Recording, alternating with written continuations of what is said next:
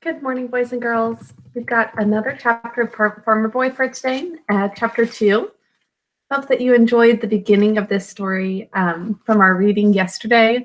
We heard about what Almanzo, who's the young boy that the story is mainly about, what his experience is like at school. What are some of the ways that it was really different than what you would expect for school? Yeah, well, he was all together with other kids of different ages, and he had some specific time that he had just his lessons to do. He was supposed to be really still and quiet the whole time, but these older boys were very disrespectful, and they bullied the kids and the teacher even. So we'll find out more about that. And today we're going to be reading chapter 2, which is called Winter Evening. And I'll just be reading it from this one. So I'll show you pictures if we ever get to them. I know many of you have your own version of the book, so you can follow along as well. Now the air was still as ice, and the twigs were snapping in the cold. Once again, very similar to what we're going through right now. A gray light came from the snow, but shadows were gathering in the woods. It was dusk when Almanzo trudged up the last long slope to the farmhouse. He hurried behind Royal, who hurried behind Mr. Corse. Remember Mr. Corse? The teacher, yeah. Alice walked fast behind Eliza Jane in the other sled track. Now, why are they all walking together, by the way? That's right. Mr. Corse said it is his turn, or it's the Wilder family's turn for him to stay with them. The teacher doesn't stay at anybody's home or doesn't have a home of their own. They come and stay with different families throughout the year. Now, they kept their mouths covered from the cold and did not say anything. The roof of the tall red painted house, and by the way, why do you think that is? Why did they keep their mouths covered and not say anything? It's probably so cold they don't want to talk. It's so cold that it's hard to focus on anything else, and they want to cover up their mouth to stay warm. Now, the roof of the tall red painted house was rounded with snow, and from all the eaves hung a fringe of great icicles. The front of the house was dark, but a sled track went to the big barns, and a path had been shoveled to the side door, and candlelight shone in the kitchen windows. Almanzo did not go into the house. He gave the dinner pail to Alice, and he went to the barns with Royal. There were 3 long, enormous barns around 3 sides of the square barnyard. Altogether, they were the finest barns in all that country. Almanzo went first into the horse barn. It faced the house, and it was 100 feet long. Wow. The horses' row of box stalls was in the middle. At one end was the calves' shed, and beyond it, the snug hen house. So they've got all of the horses in one spot in the middle, and at one end, the calves' shed, and then beyond it was a little hen house. At the other end was the buggy house. It was so large that 2 buggies and the sleigh could be driven into it. And a sleigh would be bigger than a sled. It's actually for horses to start or to carry behind them. Like the Santa's sleigh would be, for reindeers to pull it. Now, it was big enough for 2 buggies and a sleigh, and it also had plenty of room to unhitch the horses. The horses went from it into their stalls without going out again into the cold. Pretty good setup. So it's like a garage, and then there's an extra space for the horses to go. Now the big barn began at the west end of the horse barn and made the west side of the barnyard. In the big barn's middle was the big barn floor. Now great doors opened onto it from the meadows to let loaded hay wagons in. On one side was the great hay bay, 50 feet long and 20 feet wide, full of hay to the peak of the roof far overhead. So this is a huge barn, especially for this time, but even now it would be huge. And it is filled all the way up to the top with hay. Now beyond the big barn floor were 14 stalls for the cows and oxen. Beyond them was the machine shed, and beyond it was the tool shed. There you turned the corner into the south barn. So 2 barns. We've got the big barn and the south barn. The third horse barn. Now, and it was the feed room, then the hog pens, then the calf pens, Then the south barn floor. That was the threshing floor. We'll hear more about that soon. It was even larger than the big barn floor, and the fanning mill stood there. So it's a bunch of tools and instruments. This is a big machinery for grain that we're going to hear more about. Now, beyond the south barn floor was a shed for the young cattle, and beyond it was the sheepfold. That was all of the south barn. Now, a tight board fence, 12 feet high, stood along the east side of the barnyard. The three huge barns and the fence walked in the snug yard. Winds howled and snow beat against them, but could not get in. No matter how stormy the winter was, there was hardly ever more than 2 feet of snow in the sheltered barnyard. So it's so well protected that it stays very clear of snow no matter how much is flowing in. Let me take a moment to show you a cool picture of, oh, actually, I've got it right over here next to me. What the inside of this barn might have looked like, the whole setup. Okay. So this is the big barn. We've got tools, machine shed, cows and oxen, open floor in the hay bay. And then here's the south barn and the horse barn. Okay. If you'd like to make a little picture like that of your own, you are welcome to. So those are, that's the layout of these barns. Sorry, it's not an actual picture, but it's just a little layout according to exactly what we just heard. Now, when Almanzo went into these great barns, he always went through the horse barn's little door. He loved horses. There they stood in their roomy box stalls, clean and sleek and gleaming brown, with long black manes and tails. The wise, sedate work horses placidly munched hay. The 3-year-olds put their noses together across the bars. They seemed to whisper together. Then, softly, their nostrils whooshed along one another's necks, one pretending to bite, and they squealed and whirled and kicked in play. The old horses turned their heads and looked like grandmothers at the young ones. But the colts ran about excited on their gangling legs and stared and wondered. They all knew Almanzo. Their ears pricked up and their eyes shone softly when they saw him. The 3-year-olds came eagerly and thrust their heads out to nuzzle at him.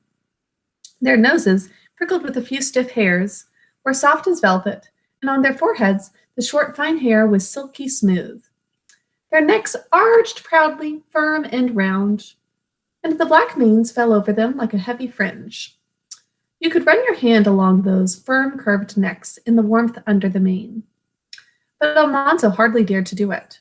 He was not allowed to touch the beautiful 3-year-olds. He could not go into their stalls, not even to clean them. Father would not let him handle the young horses or the colts. Father didn't trust him yet, because colts and young, unbroken horses are very easily spoiled. Now, we know that definitely.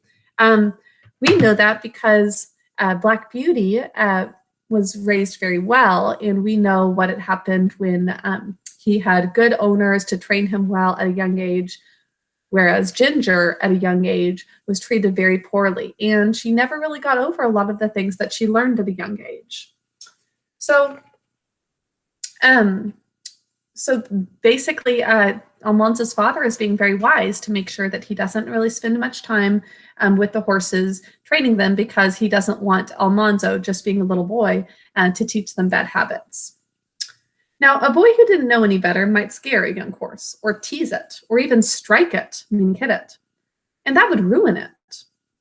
Then the horse would learn to bite and kick and hate people, and then it would never be a good horse. Almanzo did know better. He would never scare or hurt one of those beautiful colts. He would always be quiet and gentle and patient, but wouldn't startle a colt or shout at it, not even if it stepped on his foot. But Father wouldn't believe this. So Almanzo could only look longingly at the eager 3-year-olds. He just touched their velvety noses, and then he went quickly away from them and put on his barn frock over his good school clothes. So he's got something kind of like an apron that he wears in the barn. He loved these horses, especially the young ones. Father had already watered all the stock, and he was beginning to give them their grain. Royal and Almanzo took pitchforks and went from stall to stall, cleaning out the soiled hay underfoot. Oh, once again, another good Black Beauty connection. We know what happens if the hay isn't cleaned out regularly. Do you remember that? Black Beauty got really, really sick because the groom that he had at one point was just really lazy and didn't do any work. And so Black Beauty's feet got really infected from being basically on hay that he had gone to the bathroom on. Now, Royal and Almanzo took pitchforks and went from stall to stall cleaning out that soiled hay and spreading fresh hay from the manger to make clean beds for the cows and the oxen and the calves and the sheep.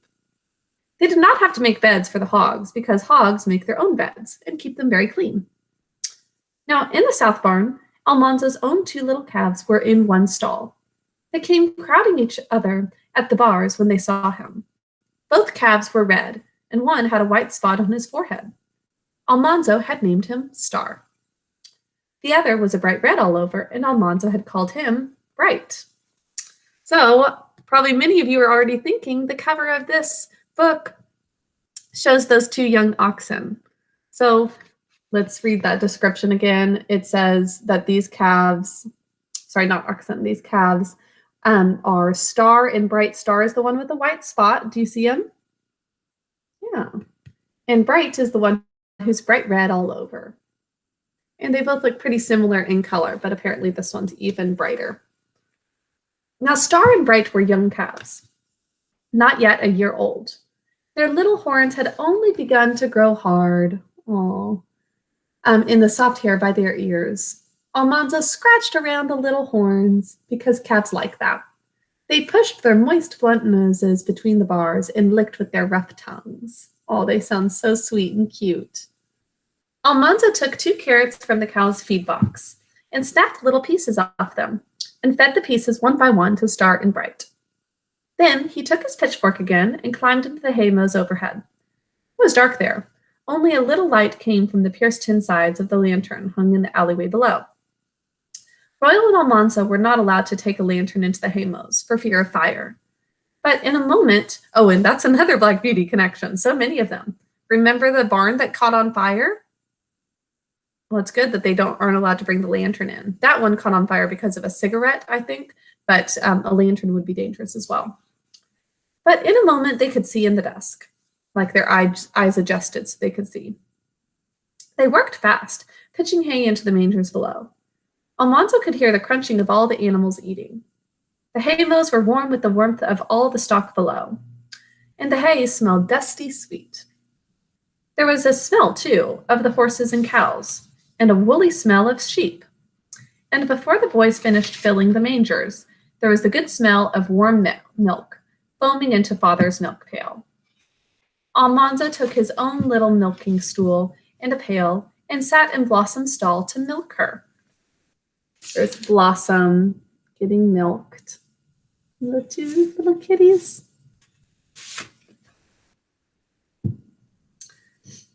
So his hands were not strong enough yet to milk a hard milker, but he could milk Blossom and Bossy. They were good old cows who gave down their milk easily, and hardly ever switched a stinging tail into his eyes or upset the pail with a hind foot. So some cows are really hard to milk, but Almanzo can milk these cows. They're very soft and gentle, and they don't get all antsy. Now he sat with the pail between his feet and milked steadily. Left, right, he's milking her. Swish, swish, the streams of milk slanted into the pail, while the cows licked up their grain and crunched their carrots. Now the barn cats curved their bodies against the corners of the stall, loudly purring. They were sleek and fat from eating so many mice. Every barn cat had large ears and a long tail, sure signs of a good mouser. Day and night they patrolled the barns, keeping mice and rats from the feed bins. And at milking time, they lapped up pans of warm milk. Aww. So these are cats that really are there just in order to get rid of the mice and rats. But they're also nice to have around. So it's kind of like a pet, but it also is there just for a job. Now, when Almanzo had finished milking, he filled the pans for the cats. His father went into Blossom's stall with his own pail and stool and sat down to strip the last richest drops of milk from Blossom's udder. But Almanzo had got it all. Good job, Almanzo. Then Father went into Bossy's stall. He came out at once and said, "You're a good milker, son." Almanzo just turned around and kicked at the straw on the floor. He was too pleased to say anything. So he's kind of embarrassed because he was given such a good compliment. Now he can milk cows by himself. Father needn't strip them after him. Pretty soon, he would be milking even the hardest milkers. That's great. Almanzo's father had pleasant blue eyes that twinkled. He was a big man with a long, soft brown beard and soft brown hair. His frock of brown wool hung to the tops of his tall boots. The two fronts of it were crossed on his broad chest and belted snug around his waist. A frock is just a garment, a piece of clothing. Sometimes it's like a dress, but for him, it's like just an overcoat. And then the skirt of it hung down over his trousers of good brown full cloth, which is what the children also had their clothing made out of. Now, Father was an important man. He had a good farm. He drove the best horses in that country. His word was as good as his bond. That's a great way to describe someone. That means if he says something, then he's going to follow up on that. He will always be an honest person. And every year he put money in the bank. So he's storing up, he's saving. Now, when Father drove into Malone, all the townspeople spoke to him respectfully. He seems like a wonderful father and a wonderful man, doesn't he? He had a good farm, he drove great horses, he was honest, and he's saving money. And everybody respects him. Royal came up with his milk pail and the lantern. He said in a low voice, "Father, Big Bill Ritchie came to school today." The holes in the tin lantern freckled everything with little lights and shadows. Almanzo could see that Father looked solemn. He stroked his beard and slowly shook his head. Almanzo waited anxiously, but Father only took the lantern and made a last round of the barns to see that everything was snug for the night. Then they went to the house. The cold was cruel. Now, do you know what cruel means? Cruel means mean. Now, can cold weather be mean? Not exactly, but it can feel like it. And temperatures like we had recently that were negative degrees, that sure seems mean. It's like, what do you have against me that you're going to be this cold? So that's what kind of cold Almanzo is talking about. The night was black and still, and the stars were tiny sparkles in the sky. Almanzo was glad to get into the big kitchen, warm with fire and candlelight. He was very hungry. Soft water from the rain barrel was warming on the stove. First Father, then Royal, then Almanzo took his turn at the wash basin on the bench by the door. Almanzo wiped on the linen roller towel. Then, standing before the little mirror on the wall, he parted his wet hair and combed it smoothly down. So he's washing up, not just washing his hands, but washing his hair a little bit. Now the kitchen was full of hoop skirts, balancing and swirling. Eliza, Jane, and Alice were hurrying to dish up supper. The salty brown smell of frying ham made Almanzo's stomach gnaw inside of him. He stopped just a minute in the pantry door. Mother was straining the milk at the far end of the long pantry. Her back was towards him. The shelves on both sides were loaded with good things to eat. Big yellow cheeses were stacked there, and large brown cakes of maple sugar, and there were crusty loaves of fresh-baked bread and 4 large cakes, and one whole shelf full of pies. Oh my goodness, this is making me hungry. One of the pies was cut, and a little piece of crust was temptingly broken off. It would never be missed, Almanzo thinks. Almanzo hadn't even moved yet, but Eliza Jane cried out, "Almanzo, you stop that! Mother!" So she's tattling on him before he even does anything, just because she can tell he wants some of that pie. Mother didn't turn around. She just said, "Leave that be, Almanzo. You'll spoil your supper." Do any of your parents tell you that? Basically, don't eat sweets before you have dinner, or else you're going to be too full to have the real meal. That was so senseless that it made Almanzo mad. one little bite couldn't spoil a supper, he thought. He was starving, and they wouldn't let him eat anything until they had put it on the table. There wasn't any sense of it. But of course, he could not say this to Mother. He had to obey her without a word. So he was taught to obey his mom, and so even if he feels like, oh, that doesn't make sense, he needs to just obey. She has a good reason for it. He stuck out his tongue at Eliza Jane, though. She couldn't do anything. Her hands were full. Then he went quickly into the dining room. We already know Eliza Jane is bossy, and now we know she's a tattletale too. Almanzo's got to watch out for her. The lamplight was dazzling. By the square heating stove set into the wall, Father was talking politics to Mr. Corse, the teacher. Father's face was toward the supper table, and Almanzo dared not touch anything on it. There were slabs of tempting cheese. There was a plate of quivering head cheese. Let me pull up this one. I've got head cheese is, oh, I thought I had this one. It's a jellied loaf made from chopped and boiled parts of a hog's feet and head. Gross. So they use the hog head and their feet to make into this kind of jelly-like dessert. Sounds really nasty, but maybe they like it. And they try to do their best to use up every part of any animal. That's something that they care about, which is very admirable. So we've got the head cheese. There were glass dishes of jams and jellies and preserves, and a tall pitcher of milk, and a steaming pan of baked beans with a crisp bit of fat pork in the crumbling brown crust. Wow, that's a lot of food. Almanzo looked at them all, and something twisted in his middle. He swallowed and went slowly away. Here's a picture of him, by the way, sticking his tongue out at his sister, Eliza Jane. Now, the dining room was very pretty. There were green stripes and rows of tiny red flowers on the chocolate brown wallpaper, and Mother had woven the rag carpet to match.